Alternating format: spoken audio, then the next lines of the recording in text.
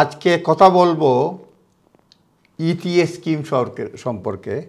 এটা হচ্ছে electronic travel authorisation. আমরা অনেকেই জানি যে আমেরিকায় যেতে হলে যেহেতু ব্রিটিশ সিটিজেন যারা আছে তাদের জন্য আলাদা কোনো ভিসা দরকার পড়ে না, কিন্তু এই আগে রেজিস্ট্রেশন করতে হয় এক্সট্রা বলে আমেরিকারটা। তো ব্রিটেনে এটা চালু হয়েছে অলরেডি, অনেকেই জানেন না, অনেকেই জানেন। তো সব দেশের জন্য না, পর্যায়ক্রমে ব্রিটেনে 2023 সালে এটা চালু হয়েছে ইটিএ, এবং ফেব্রুয়ারিতে আরেকবার 2024 সালে এটা আরেক দফা হয়েছে। এখনও কিছু কিছু দেশ রয়েছে সেগুলিতে পর্যায়ক্রমে হবে। তো সেই স্কিমটা নিয়ে কথা বলতে চাই। প্রথমত হচ্ছে হোয়াট ইজ ইটিএ স্কিম, আমি একটু দেখেই বলবো।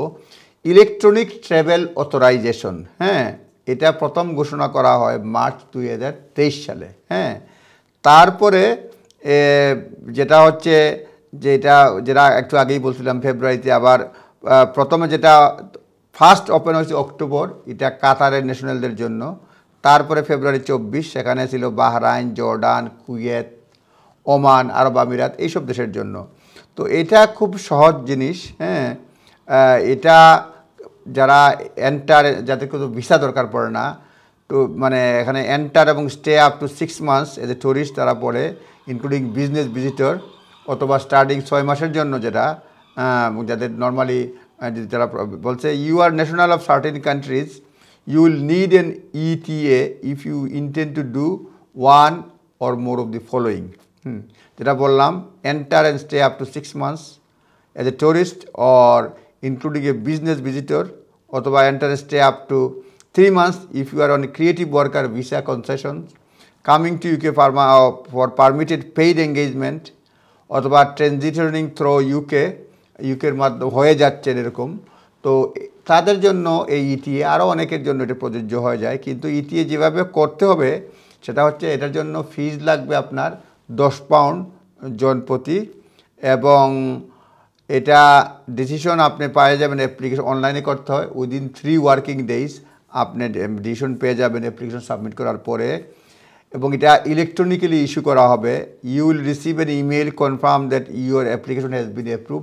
আপনি ডিসিশন পাবেন, মানে ইমেলের মাধ্যমে পাবেন, এবং your ETA should be link to your passport, এবং it is valid for 2 years. এই ইটিএটা 2 বছরের জন্য ভ্যালিড, অথবা until the expiry of passport, অথবা আপনার পাসপোর্টের এক্সপায়ারি পর্যন্ত।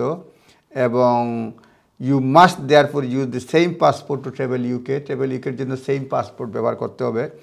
এটা সব জায়গায় আছে, আপনি গুগল সার্চ করলেও পাবেন। জাস্ট আপনাদের জন্য হেল্পের জন্য বললাম।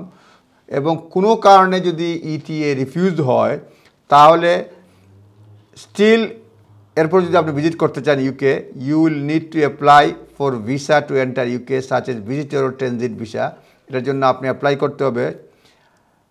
If you applied for ETA under creative worker visa concession, you will need to make an application for a temporary work creative workers visa instead. সুতরাং এতক্ষণ যা বললাম সেটা হচ্ছে ইটিএ স্কিম, বিদেশ থেকে যারা আসতে চান এখানে তাদের জন্য, এবং যাদের কোনো ধরনের ভিসা লাগে না তাদের জন্য এই ইটিএ স্কিম তারা অ্যাপ্লাই করতে হবে এখানে আসার পূর্বেই, এবং অ্যাপ্লাই করলে পরে অ্যাপ্রুভাল দিলে আসবেন।